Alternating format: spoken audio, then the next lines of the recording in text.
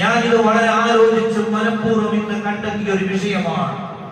ഒരു മനുഷ്യന്റെ സമ്പത്തും അവന്റെ മക്കളും അവന് ഫിത്നയായി മാറുന്ന ഒരു കാലം വരുമെന്ന് പരിശുദ്ധ ഖുർആൻ 14 നൂറ്റാണ്ടുകൾക്ക് മുമ്പ് സയ്യിദുനാ വ ശഫീഉനാ മുഹമ്മദുൽ മുസ്തഫ തന്റെ മക്കളും തന്റെ സമ്പത്തും അവന് ഫിത്നയായി വരുന്ന ഒരു കാലം വരുമെന്ന് നിങ്ങൾ ആലോചിച്ച് നോക്ക്. വീടിന്റെ മുമ്പിൽ ഒഴിച്ചിട്ട തെങ്ങിൽ നിന്ന് ഒരു മനുഷ്യൻ ആഗ്രഹിക്കുന്നത് ആ ചെടി വളർന്ന് പടർന്ന് പന്തലിച്ച് ആ വൃക്ഷത്തിൽ നിന്ന് അവൻ മധുരിക്കുന്ന പലതും അവൻ ആഗ്രഹിക്കുമ്പോ ഒരു മക്കളിൽ നിന്ന് മനുഷ്യർ ആഗ്രഹിക്കുന്നത് ഒരു അഭിമാന ബോധം മാത്രമാണ്.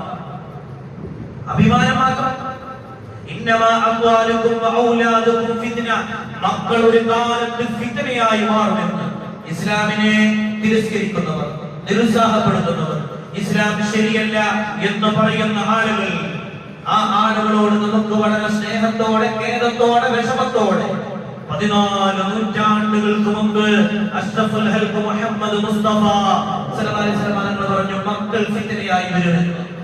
അതിനെ ചേർത്ത് വെക്കുന്ന ഒരു ഹദീസ് ആലോചിച്ച് നോക്ക്. നമ്മൾ ഒരു മകന്റെ പേര് വെക്കുന്ന സ്ഥലത്ത്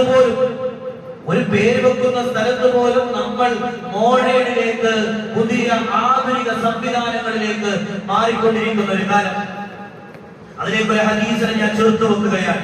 ഈ ഹദീസ് വല്ലാത്ത വിഷമകരമായ ഒരു ഹദീസാണ്. ഞാനിത് വളരെ വളരെ വിശാലമായി ചർച്ച ചെയ്യാൻ നമുക്ക് സമയമില്ല. ഒരുപാട് ആളുകളുണ്ട്. ആലോചിച്ച് നോക്കി, നമ്മുടെ പള്ളിയെ കുറിച്ച് ഞാൻ ഈ ഹദീസുകളൊക്കെ വായിക്കുമ്പോ നമ്മുടെ പള്ളിയിലെ ജമാഅത്തുകൾ പലപ്പോഴും മനസ്സിലാക്കി പോകും. നമ്മുടെ മക്കൾ, ഇതിലിരിക്കുന്ന യുവാക്കൾ, ഇവിടെ എത്തിയിരിക്കുന്ന എന്റെ പ്രിയപ്പെട്ട കൂട്ടുകാരെ, നമ്മളൊരു മുസ്ലിമായി അള്ളാഹു നമ്മളെ ജീവിപ്പിച്ചു എന്നത് അള്ളാഹു തരുന്ന വലിയ സൗഭാഗ്യമാണ്. പരിശുദ്ധ നബി സല്ലല്ലാഹു അലൈഹി വസല്ലം പറയുന്നു, യഅതി അലന്നാസി സമാൻ ലിഅൻ യുറബ്ബി അഹദുകും ജർവ ഖൽബിൻ ഖൈറൻ മിൻ അൻ യുറബ്ബി വലദൻ മിൻ സുൽബിഹി. ഈ ഹദീസ് നിങ്ങൾക്ക് ഓർമ്മ വരണം. ഇന്ന് മനുഷ്യൻ മക്കളെ ഓർത്തുകൊണ്ട് പറയുമെന്ന് പരിശുദ്ധ റസൂൽ 14 നൂറ്റാണ്ടുകൾക്ക് മുമ്പ് പറഞ്ഞു വെച്ച ഒരു ഹദീസാണ്. സയ്യദി അലന്നാസി സമാൻ ലിഅൻ യുറബ്ബി അഹദുകും ജർവ ഖൽബിൻ ഖൈറൻ ലഹു മിൻ അൻ യുറബ്ബി വലദൻ മിൻ സുൽബി. മക്കളെ നോക്കിയിട്ട് മാതാപിതാക്കൾ പറയുന്നത്രേ, എനിക്കെന്തിനാണ് ഒരു ഈമാനുള്ള, ഒരു ഇഖ്ലാസുള്ള, ഒരു ആത്മാർത്ഥതയുള്ള, ഒരു മക്കളെ കുറിച്ച് ബോധമുള്ള ഒരു പിതാവും മാതാവും പറയും, എനിക്ക് അങ്ങനത്തെ മകൻ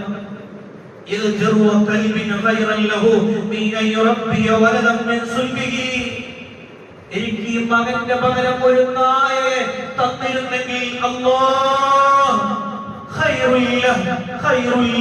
എനിക്കതായിരുന്നു ഖൈറ് എന്ന് പറയുന്ന ഒരു കാലത്തേക്ക് നമ്മൾ മാറുമെന്ന് പരിശുദ്ധ പ്രവാചകർ മുഹമ്മദ് മുസ്തഫ. ആരെ കുറിച്ചാണ് പറഞ്ഞത്? ആ ഹദീസിന്റെ വിശദീകരണങ്ങളിൽ നിങ്ങൾ ആലോചിച്ചു നോക്കുന്നു. പരിശുദ്ധ ഖുർആനിൽ സൂറത്തുൽ തഹ്രീം ഇറങ്ങിയപ്പോ ഒരു സഹാബി പിടപിടിച്ച് അറ്റാക്ക് വന്ന് മരണപ്പെട്ടു പോയി. 2025-ലും 2026-ലും ഒരുപാട് ഹാർട്ട് അറ്റാക്ക് വന്ന് മരിച്ചു പോകുന്ന ആളുകളെ കുറിച്ച് നമ്മൾ പറയുമ്പോ 14 നൂറ്റാണ്ടുകൾക്ക് മുമ്പ് പരിശുദ്ധ റസൂലിന്റെ മുമ്പിൽ നിന്ന് ഒരു മനുഷ്യൻ ഹാർട്ട് അറ്റാക്ക് വന്ന് മരിച്ചുപോയ ചരിത്രം പറയപ്പെടുന്നുണ്ട്. പരിശുദ്ധ ഖുർആൻ ഏതായത് ഇറങ്ങിയപ്പോഴാണ് യാ അയ്യുഹല്ലദീന ആമനൂ ഖൂ അൻഫുസകും വഅഹ്ലീകും നാറൻ വഖൂദുഹാ الناس والحجارة. ആയത്ത് ഇറങ്ങിയപ്പോഴാണ് യാ അയ്യുഹല്ലദീന ആമനൂ ഖൂ അൻഫുസകും, ഓ സത്യവിശ്വാസികളെ. യാ അയ്യുഹല്ലദീന ആമനൂ എന്ന ഖുർആനിൽ ഒരു ആയത്ത് കണ്ടാൽ അപ്പോൾ ചിന്തിക്കണം, മുസ്ലിമാനായ മുഅ്മിനീങ്ങളായ നമ്മൾ മനസ്സിലാക്കണം. യാ അയ്യുഹല്ലദീന ആമനൂ എന്ന് കണ്ടാൽ ചിന്തിക്കണം, മുഅ്മിനീങ്ങൾക്ക് പ്രത്യേകമായി പറഞ്ഞാൽ ഇനി പറയാൻ പോകുന്ന കാര്യം ഒരാൾ ചെയ്തില്ലെങ്കിൽ അയാൾ പരിപൂർണ്ണ മുഅ്മിനാവില്ല.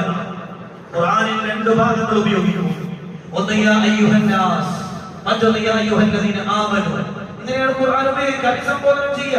ഓ ജനങ്ങളെ, ജനങ്ങളെ എന്ന് വിളിച്ചുകൊണ്ട് രാത്രി വന്നാൽ അതിന് പ്രത്യേകിച്ച് ഒരു കോമണായ മുത്തലക്കായ കാര്യമായിരിക്കും. എന്നാൽ യാ അയ്യുഹല്ലദീന ആമനൂ എന്ന് വിളിച്ചുകൊണ്ട് ഖുർആൻ പ്രതിപാദിച്ചാൽ, ഓ വിശ്വാസികളെ എന്ന് പറഞ്ഞുകൊണ്ട് ഖുർആൻ പ്രതിപാദിച്ചാൽ, അതിന്റെ അർത്ഥം ഇനി പറയാൻ പോകുന്ന കാര്യം മുഅ്മിനായ മനുഷ്യൻ പരിപൂർണമായി ചെയ്തില്ലെങ്കിൽ അവൻ പരിപൂർണ മുഅ്മിനാവുകയില്ല എന്നാണ് ആ ആയത്തിന്റെ സാരമെന്ന് തഫ്സീറുകളിൽ കാണാം. അവിടെ നിന്ന് പറയുന്നു, നിങ്ങളുടെ നഫ്സിനെ നിങ്ങൾ രക്ഷപ്പെടുത്തണം. നിങ്ങളുടെ നഫ്സിനെ രക്ഷപ്പെടുത്തണം. നമ്മൾ നമ്മുടെ മക്കളെ വലിയ ഉദ്യോഗ തലങ്ങളിലേക്ക് കൊണ്ടുപോകുമ്പോ നിങ്ങൾക്കറിയുമോ, ഇന്ന് ഗൂഗിളിൽ നിങ്ങൾ സെർച്ച് ചെയ്യ്. ഗൂഗിളിൽ സെർച്ച് ചെയ്താൽ കാണാൻ കഴിയും ഏറ്റവും വലിയ കോടിക്കണക്കിന് പണം സമ്പാദിക്കുന്ന ടീം എന്ന് പറയുന്നത് ആരാണെന്ന് അറിയുമോ? സ്ത്രീരോഗ വിദഗ്ധ ഡോക്ടർമാരാണ്. സ്ത്രീരോഗ വിദഗ്ധ ഡോക്ടർമാരാണത്രേ ഏറ്റവും കൂടുതൽ ഇന്ന് കോടിക്കണക്കിന് പണം സമ്പാദിക്കുന്നത്. അതിന്റെ അടിയിൽ ഇംഗ്ലീഷിൽ പറയുന്നുണ്ട്, സ്ത്രീരോഗ വിദഗ്ധ ഡോക്ടർ എന്ന് പറഞ്ഞാൽ ക്യാൻസർ രോഗമല്ല, അറ്റാക്ക് രോഗമല്ല,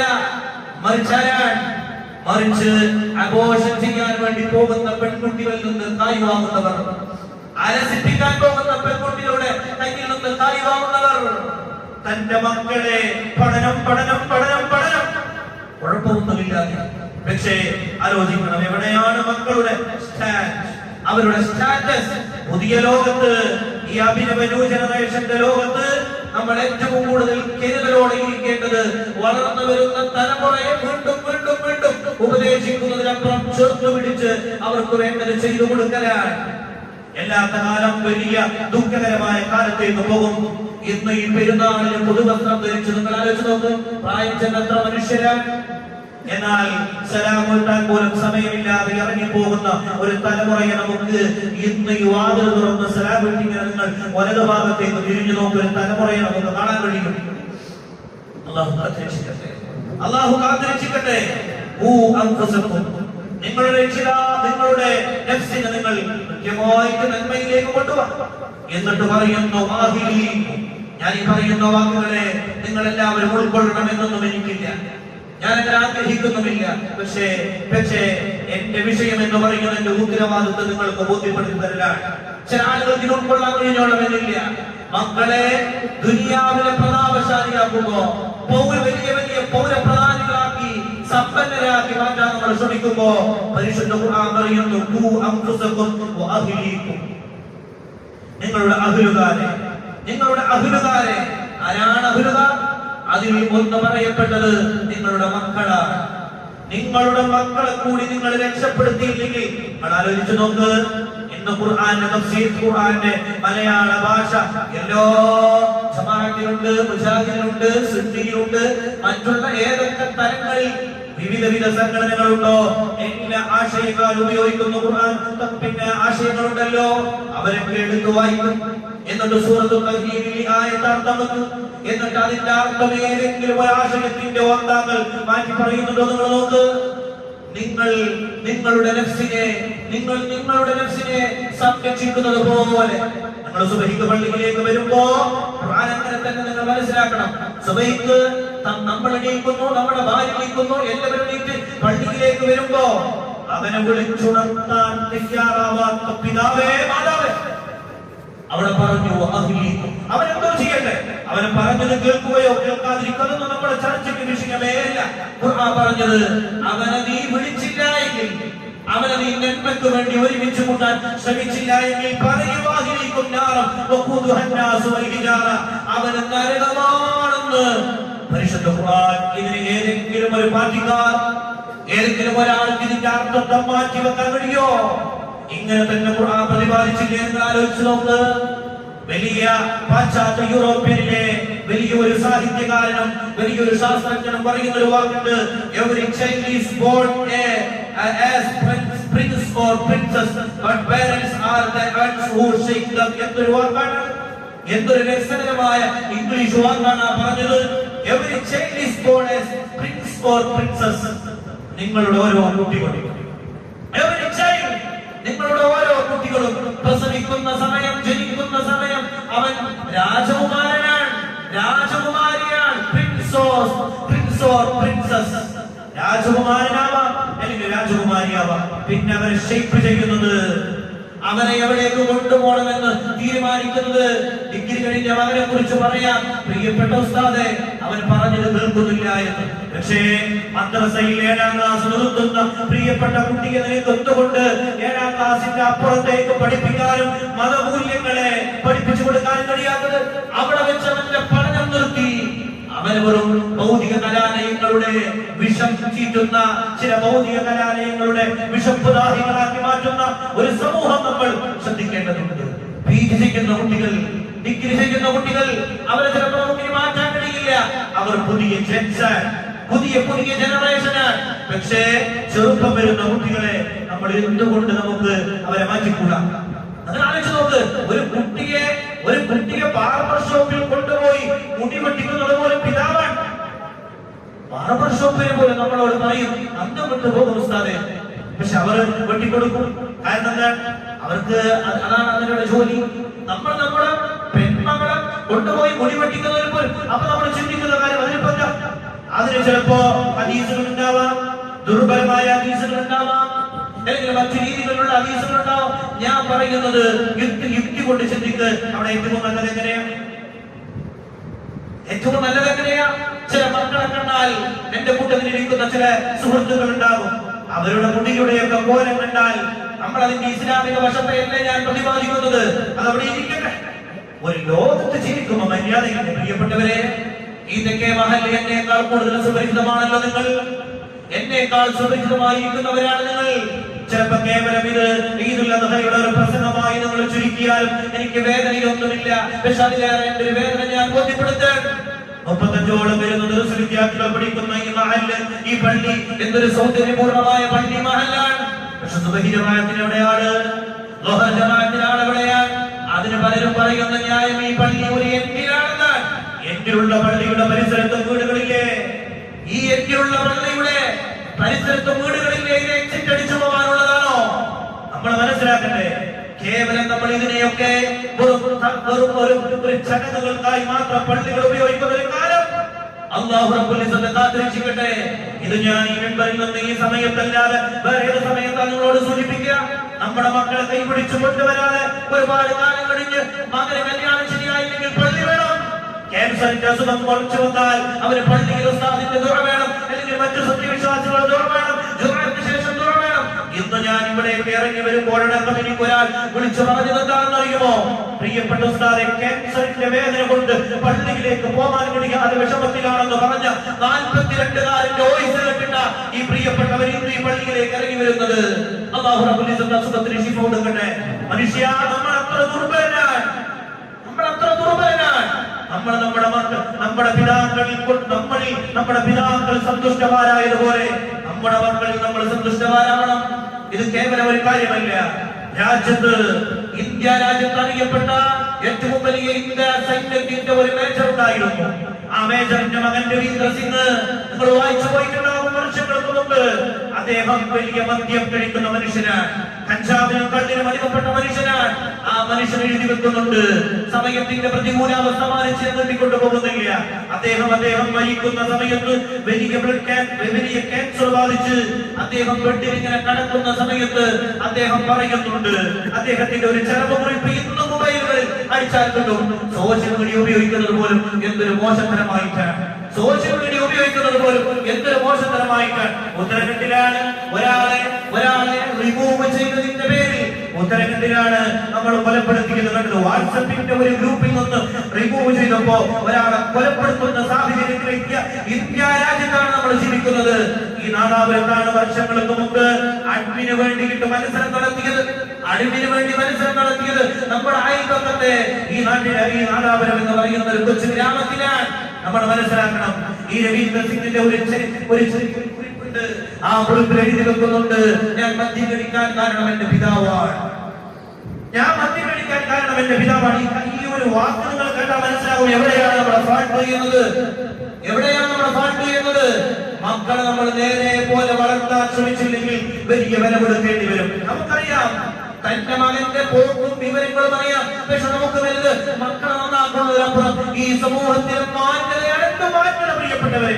കബറിലില്ലാത്ത മാന്യത, ഭക്ഷണമില്ലാത്ത മാന്യത. ഞാൻ വളരെ ഉത്തരവാദിത്വ ബോധത്തോടെയാണ് പറയുന്നത്. എന്തു മാന്യത, ലോകത്തിന് മാന്യതയുണ്ട്. അങ്ങനെ ഒരു മാന്യത ആരായി മാന്യത സമ്മാനിച്ചത്? ആരായി തരേണ്ടത് മാന്യത? ആരാ നമുക്ക് റെസ്പെക്ട് തരേണ്ടത്? ഈ കാണുന്ന നമ്മൾ പരസ്പരമോ? ആരെത്ര റെസ്പെക്ട് തന്നെ? എത്ര ആളുകളാ പച്ചമണ്ണിനോട് ചേർന്ന് പോയില്ലേ? ഇത്രയേ നമുക്ക് തരുന്ന റെസ്പെക്റ്റിനുള്ളൂ. മകന്റെ അരുതായ്മകൾ കണ്ടാൽ അത് പറഞ്ഞു കൊടുക്കാൻ കഴിയുന്ന മാതാവും പിതാവും ഇല്ലെങ്കിൽ പിന്നെ എന്തിനാ ഒരു മാതാ, എന്തിനാ ഒരു പിതാ? തന്റെ മകന്റെ മുമ്പിൽ പേടിയാണെങ്കിൽ സമൂഹത്തിൽ മാന്യതയുണ്ടായ മാന്യന്മാർക്ക് എന്ത് കാര്യം? നമ്മൾ ചിന്തിക്കും, ഞാനാണെങ്കിലും എന്റെ കൊച്ചുമോളെ കാര്യത്തിലാണെങ്കിലും ഇൻഷാ അല്ലാഹ് ഈ ഒരു രൂപത്തിൽ ജീവിക്കണമെന്ന് ആഗ്രഹമുണ്ട്. അല്ലാഹു തൗഫീഖ് ചെയ്യട്ടെ. രവീന്ദ്ര സിംഗ് പറയുന്നുണ്ട്, ഞാൻ മദ്യം കഴിക്കാൻ കാരണം, ഞാൻ കള്ളു കുടിക്കാൻ കാരണം, ഞാൻ ലഹരി ഉപയോഗിക്കാൻ കാരണം, ഞാൻ നാലാമത് ആൺകുട്ടിയായി പിറന്നവനാണ്. നാലാമത് എന്റെ പിതാവിനും മാതാവിനും പെൺകുട്ടിയായിരുന്നു താല്പര്യം. എന്റെ വാത്സല്യത്തോടെ നോക്കിയില്ല. നാലാമത് ആൺകുട്ടിയായതിന്റെ പേരിൽ എന്റെ വാത്സല്യത്തോടെ നോക്കിയില്ല. എന്നെ ഏറ്റവും കൂടുതൽ മോശമായ രീതിയിൽ അവർ ദുരുപയോഗം ചെയ്തു എന്ന് പറഞ്ഞാൽ വേണ്ടത്ര പരിഗണന തന്നില്ല. ഞാൻ എന്റെ കൂട്ടുകാരുടെ കൂട്ടുകെട്ടിൽപ്പെട്ടു. അദ്ദേഹം എഴുതുകയാണ്, ഞാൻ എന്റെ കൂട്ടുകാരുടെ കൂട്ടുകെട്ടിൽപ്പെട്ടു. ആ കൂട്ടുകെട്ടിൽപ്പെട്ടപ്പോ ഞാൻ വളരെ മോശമായ രീതിയിൽ വളർന്നു. എന്നെ വാത്സല്യത്തോടെ നോക്കിയത് എന്റെ കൂട്ടുകാരാണ്. ആലോചിച്ച് നോക്കി, നിങ്ങളുടെ മക്കൾക്ക് ഏറ്റവും കൂടുതൽ സ്നേഹം നിങ്ങളോടാവില്ല. നിങ്ങളുടെ മക്കൾക്ക് ഏറ്റവും കൂടുതൽ കടപ്പാട് അത് കൂട്ടുകാരോടാവും. ആലോചിച്ച് നോക്കിക്കോളി. ഒരു കാലം വരും പറഞ്ഞ അതേ കാലം, ഒരു കാലം വരും അവർക്ക് സദീഖീങ്ങൾ വലിയ കാര്യം. രാത്രി 2 മണിക്ക് കൂട്ടുകാരൻ വിളിച്ച് പ്രയാസം പറഞ്ഞാൽ ഓടിപ്പോകുന്ന മകനോട്, മാതാവേ പിതാവേ, നിങ്ങൾ ആ 2 മണിക്ക് വിളിച്ചൊരു ഗ്ലാസ് വെള്ളം തായിക്കും എടുത്തുവാ എന്ന് പറഞ്ഞാൽ പോയി കുടിക്കുക എന്ന് പറയുന്ന ലോകത്തുള്ള മക്കൾക്ക് മുമ്പിലാണ് നമ്മൾ ജീവിക്കുന്നത് എന്നത്. നമ്മളുടെ കൂട്ടുകാർ, നമ്മുടെ സുഹൃത്ത്, നമ്മുടെ മക്കളുടെ സുഹൃത്തുക്കൾ, നമ്മുടെ കൂട്ടുകാർ, അവിടെ നമ്മൾ ശ്രദ്ധിക്കണം. അവരുടെ പോലീസത്ത് കാത്തിരക്ഷിക്കട്ടെ. അതുകൊണ്ട് ഇന്നമാ അംവാലുക്കും ഔലാദുക്കും ഫിത്ന എന്ന് പറയുന്ന ആ ഫിത്നയിലേക്ക് നമ്മുടെ മക്കളെ തള്ളിവിടരുത്. ഞാൻ സാന്ദർഭികമായി സൂചിപ്പിക്കുകയാ. നമ്മുടെ മഹൽ ഇങ്ങനെ പോയാ പോരാ. നമ്മുടെ ഇത് ഞാനൊക്കെ മനസ്സിലാക്കുന്നത് ഇത് വെറുതെയാണ്. ജമാഅത്തുകൾക്ക് കുറെ പ്രസംഗിക്കുന്നു, കല്യാണ നിക്കാഹുകൾക്ക് കുറെ പ്രസംഗിക്കുന്നു. എന്താ നിക്കാഹിന്റെ ഒക്കെ അവസ്ഥ? എന്താ കല്യാണത്തിന്റെ ഒക്കെ അവസ്ഥ? ആലോചിച്ച് നോക്കി. ഹൈന്ദവർക്ക് മുമ്പിൽ പോലും നമ്മൾ നാണുകെട്ട് പോകുന്ന ഒരു സ്വഭാവമായി മാറിയില്ലേ മുസൽമാന്റെ സ്വഭാവം? അവർ താലി കെട്ടുന്നു, താരം കൊടുക്കുന്നു, എല്ലാം ചെയ്യുന്നു. മിനിറ്റ് വെറും 3 മിനിറ്റിനുള്ളിൽ ഒരു ഹൈന്ദവന്റെ കല്യാണം കഴിയുന്നത് പോലെ ഒരു മുസൽമാനെ ഹൈന്ദവനില്ലാത്ത അതവ് പഠിപ്പിച്ച ഖുർആൻ, ഹൈന്ദവനില്ലാത്ത ഗ്രന്ഥങ്ങൾ, ഹൈന്ദവനില്ലാത്ത ഹദീസുകൾ, ഹൈന്ദവനില്ലാത്ത മദ്രസകൾ, ഹൈന്ദവനില്ലാത്ത പ്രസംഗങ്ങൾ, തർബീയത്തുകൾ എല്ലാം ഇവർക്ക്. അത് മുജാഹിദാവട്ടെ, ജമാഅത്താവട്ടെ, സുന്നിയാവട്ടെ, സുന്നിയിലെ വിഭാഗക്കാരനാവട്ടെ, ഏത് പാർട്ടിക്കാരനാവട്ടെ, മുസൽമാനുള്ളത്ര അതവും അച്ചടക്കവും പഠിപ്പിച്ച ഒരു മതമേറെ ഹൈന്ദവനുണ്ടോ? ഹൈന്ദവന്റെ ഒരു കല്യാണത്തിൽ ഡൽഹിയിൽ നിന്ന് അവിടുത്തെ ഒരു വാർത്താ കുറിപ്പെഴുതുന്ന ഒരു മനുഷ്യൻ, മാധ്യമങ്ങൾക്ക് കുറിപ്പെഴുതി കൊടുക്കുന്ന ഒരു മനുഷ്യൻ ഡൽഹിയിൽ നിന്ന് ഇവിടുത്തെ അദ്ദേഹത്തിന്റെ കൂട്ടുകാരന്റെ ഒരു ഹൈന്ദവന്റെ കല്യാണത്തിന് വന്ന റിപ്പോർട്ട് ഫേസ്ബുക്കിൽ വായിച്ചു നോക്കി. അവർ പറയുന്നത് എന്തൊരു സൗന്ദര്യമുള്ള കല്യാണം, എന്തൊരു സൗന്ദര്യമുള്ള കല്യാണം. അതേ മനുഷ്യൻ ഫേസ്ബുക്കിൽ വേറെ എഴുതിയിട്ടുണ്ട്, ഒരു മുസൽമാന്റെ കല്യാണത്തിൽ വന്ന് എന്താണ് ഈ കല്യാണത്തിന് അർത്ഥം അറിയോ? അവന്റെ വീട്ടിലെ കല്യാണത്തെക്കാൾ വലിയ കല്യാണമാവണം എന്റെ കല്യാണം എന്ന് പറയുന്ന കാലം. എന്നാൽ അവിടെ കുടുംബ ബന്ധങ്ങൾക്ക് സ്ഥാനങ്ങളില്ലാത്തൊരു കാലം. അള്ളാഹു കാത്തിരക്ഷിക്കട്ടെ. സ്വന്തം ജ്യേഷ്ഠന് കല്യാണമില്ല, സ്വന്തം അനിയന് കല്യാണമില്ല, എന്നാൽ നാട്ടുകാർക്ക് എല്ലാവർക്കും കല്യാണമുണ്ട്. അങ്ങനെയൊക്കെ കുടുംബ ബന്ധങ്ങൾ ഒരുമിച്ച് കൂടാത്ത രൂപത്തിൽ പോകുന്ന ചില കല്യാണങ്ങൾ സാന്ദർഭികമായി സൂചിപ്പിച്ചതാണ്. അതുകൊണ്ട് ഈ പള്ളി കേവലം ഒരു പള്ളിയല്ല. ഇവിടെ നിസ്കരിക്കാൻ ആളുകൾ വേണം. ഞാൻ ഇങ്ങനെ ചിന്തിച്ചു പോയി. ഇന്നലെ ഞാൻ ഇവിടെ വന്നപ്പോ ആകെ 4, 3, 7 ആള്, 35 ആളുകൾ, ഒരു സ്വന്തം കുട്ടികളില്ല, പിന്നെ ആള് ചെറാട്ടില്ല. ഞങ്ങൾക്ക് പെരുന്നാളിനല്ലാതെ കഴിഞ്ഞ് എവിടെയും കിട്ടുക. ഇനി ഇത് നിങ്ങൾ ഇങ്ങനെ കേട്ട് പോയി വന്ന് ഇങ്ങനെയൊക്കെ ഉണ്ടാവുള്ളൂ. പക്ഷെ അള്ളാഹു കാത്തിരക്ഷിക്കട്ടെ. അള്ളാഹുവിന്റെ പള്ളി അടുത്തുണ്ടായിട്ട് ആ പള്ളിയിൽ പോയി നിസ്കരിക്കാതെ വീട്ടിൽ നിസ്കരിക്കുന്ന നിസ്കാരത്തിനെ കുറിച്ച് അഭിപ്രായ വ്യത്യാസത്തിന്റെ മനുഷ്യരെ കഥാവാണെങ്കിൽ മാത്രമേ വീട്ടിൽ നിസ്കരിക്കാൻ പറ്റുന്ന പള്ളി. ഒരു പള്ളി ഉണ്ടായിട്ട് അയൽപക്കത്ത് വീടുമുണ്ട്, ആ അയൽവാസി പള്ളിയിൽ വന്ന് നിസ്കരിച്ചിട്ടാണെങ്കിൽ ആ നിസ്കാരം സഹിയാകുമോ എന്ന് അഭിപ്രായ വ്യത്യാസം നടക്കുന്നു. ഒരു കിതാബിലുണ്ട് നിസ്കാരം ഒരു ശരിയാവില്ല. ഖലായി പോകുന്നു പേടിച്ചാൽ മാത്രമേ വീട്ടിൽ നിന്ന് നിസ്കരിക്കാവുന്നതാണ്. അങ്ങനെ തന്നെയല്ലേ അതിനല്ലേ ജമാഅത്തിന് വലിയ പ്രതിഫലം കൊടുത്തത്. ഈ 5 വഖത്ത് പള്ളിയിൽ നിന്ന് അയ്യാല സ്വലാത്ത് നിസ്കരിക്കാൻ വേണ്ടി ഞാൻ വിചാരിച്ചു ഈ മുഅദ്ദിനെക്കാളും എവിടത്തെ മുഅദ്ദിനാണെങ്കിൽ മലയാളത്തിലാണ് പറയുന്നതെങ്കിൽ അത് 2 ദിവസം പറയുള്ളൂ. നിസ്കാരത്തിലേക്ക് വരിക എത്ര പറയും? നിസ്കാരത്തിലേക്ക് വരിക വിജയത്തിലേക്ക് വരിക ഒരു മനുഷ്യൻ ആവർത്തിച്ച് ഒരു ദിവസമല്ല അതൊരു ആ ഭാഗം കേട്ടില്ലെങ്കിലോ നിസ്കരിക്കാൻ വരാത്തവർക്ക് ഒരു പൊറുതികളെ അങ്ങനത്തെ ഒരു കാലം. പ്രിയപ്പെട്ടവരെ, ഇത് അല്ലാഹുവിന്റെ മുമ്പിൽ വലിയ വില കൊടുക്കേണ്ടി വരും. ഇവിടെ ജനാസ കൊണ്ടുവരുമ്പോ മയ്യിത്ത് നിസ്കരിക്കാൻ മുമ്പ് ആൾ നിൽക്കുന്നുണ്ട്. അത് നമ്മളോട് പറയാൻ അങ്ങനെ എല്ലാവരും മയ്യിത്ത് നിസ്കാരത്തിന് ഇമാമ നിൽക്കാൻ പറ്റൂല. ആ ഫാത്തിഹ അറിയില്ലെങ്കിൽ ദയവ് ചെയ്ത് നിങ്ങൾ ഇമാമ നിൽക്കരുത്. അത് വലിയ വലിപ്പത്തിന് കാട്ടുന്ന സദസ്സല്ലാതെ അന്തകാലം ഇമാമ നിൽക്കുന്ന ഫാത്തിഹ ശരിയാവണമെങ്കിൽ ഇവിടെ ഒരു ഖുർആൻ ക്ലാസ് ഉണ്ട്. ഞായറാഴ്ച ഖുർആൻ ക്ലാസ് ഉണ്ട്. ഗ്രൂപ്പുകളിൽ എന്തെങ്കിലും അറിയും. ഒരാൾ തിരിഞ്ഞു നോക്കൂല. ഫാത്തിഹ ഓതാൻ അറിയാത്താണ് ദയവ് ചെയ്ത് ഉപ്പച്ചിക്ക് ഇമാമത്ത് നിൽക്കുന്നത്. ആ ഉപ്പയോട് ചെയ്യുന്ന മോശമാണ്. ചെയ്തു പോരുതേ. നിങ്ങൾ ഇമാമ നിൽക്കണമെന്ന് ഞാൻ ആവർത്തിച്ചു പറയുന്നു. പക്ഷേ അറിയില്ലെങ്കിൽ ചെയ്തു പോകരുത്. നിർബന്ധമാണ് ഫാത്തിഹ. ഇബ്രാഹിം സലാത്ത് നിർബന്ധമാണ്. അല്ലാഹു ഗഫർ ലഹു വറഹമു എന്ന 2 വാക്ക് പറയുന്നത് നിർബന്ധമാണ്. അല്ലെങ്കിൽ ആ ജമാഅത്ത് ബാത്തിലാണെങ്കിൽ പിന്നെ എന്തിനാ മയ്യിത്ത് നിസ്കാരം? എന്തിന് മയ്യിത്ത് നിസ്കാരത്തിൽ വരുന്ന പോലെ തന്നെ വളരെ മോശകരമായ പോലെ എന്റെ ഉപ്പാക്കും വച്ചിക്ക് വേണ്ടി മയ്യിത്ത് നിസ്കരിക്കുകയാണെങ്കിൽ നെരിയാണിക്ക് മീതെങ്കിലും വസ്ത്രം ധരിക്കാൻ ഒരു മനസ്സ് കാണിക്കട്ടെ. പ്രിയപ്പെട്ടവരെ, ഞാനിത് സാന്ദർഭികമായി നമ്മുടെ നാടുകളിൽ നടക്കുന്ന ചില വിഷയങ്ങൾ സൂചിപ്പിക്കുകയാണ്. അതുകൊണ്ട് ഈ ഒരു ചുറ്റുപാടിലൂടെ നമ്മൾ പോകുകയാണെങ്കിൽ വലിയ വില കൊടുക്കേണ്ടി വരും. അല്ലാഹുവിന്റെ അദാബ് ഇറങ്ങും. ഏറ്റവും വലിയ അദാബ് ഇറങ്ങിയത് പാറകൾ തുരന്ന് ഇന്ന് ബ്രാൻഡ് ഷർട്ട് നോക്കുന്ന, ബ്രാൻഡ് വണ്ടി നോക്കുന്ന, അവൻ ഒരു സ്ഥലത്തേക്ക് പോകുമ്പോൾ തന്നെ ഏറ്റവും നല്ല കാറിൽ പോകണം, ഏറ്റവും നല്ല ബ്രാൻഡുള്ള ഷർട്ട് ഇടണം, ഏറ്റവും നല്ല വീട് വെക്കണം. എന്തിനാണ്? ഞാൻ അങ്ങനത്തെ ആളാണെന്ന് മറ്റുള്ളവർക്ക് മുമ്പിൽ പ്രദർശിപ്പിക്കുക. ബ്രാൻഡിന് വേണ്ടി ജീവിക്കുന്ന ഒരു സമുദായം. അല്ലാഹു കാത്തിരക്ഷിക്കട്ടെ. നമ്മുടെ സമയം പ്രതികൂലമാണ്. അതുകൊണ്ട് ഇതിൽ നിന്നൊക്കെ നമ്മുടെ മഹലിൽ, നമ്മുടെ പള്ളിയിൽ, നമ്മുടെ പരിസരത്ത് മാറ്റങ്ങൾ ഉണ്ടായില്ലെങ്കിൽ അല്ലാഹു റബ്ബുൽ ഇസ്സത്തിൽ കാണുന്ന ഞാനോടൊപ്പടെയുള്ള നമ്മുടെ എല്ലാവരോടും അല്ലാഹു ചോദിക്കും, ഇതൊരു പുതിയ തിരിച്ചറിവിന്റെ ദിവസമാക്കി അല്ലാഹു മാറ്റട്ടെ. നിസ്കാരം ആരംഭിക്കുകയാൽ നിസ്കാരം 2 റക്അത്ത്, പെരുന്നാൾ നിസ്കാരം 2 റക്അത്ത്. ആ പെരുന്നാൾ നിസ്കാരത്തിന് ആദ്യത്തെ 7 തക്ബീറും രണ്ടാമത്തെ റക്അത്തിൽ 5 തക്ബീറുമാണ് ഉണ്ടാവുക. സുബ്ഹാനല്ലാഹ് വൽഹംദുലില്ലാഹ് വലാ ഇലാഹ ഇല്ലല്ലാഹു അല്ലാഹു അക്ബർ എന്നാണ് ഓരോ തക്ബീറിലും ചൊല്ലേണ്ടത്. ഫാത്തിഹ ഓതണം, ഫാത്തിഹ ഓതണം, സൂറത്ത് ഓതണം. ഇനി ഇമാം വരെ തക്ബീർ വിട്ടുപോയാൽ അത് പ്രത്യേകിച്ച് കുഴപ്പമൊന്നുമില്ല.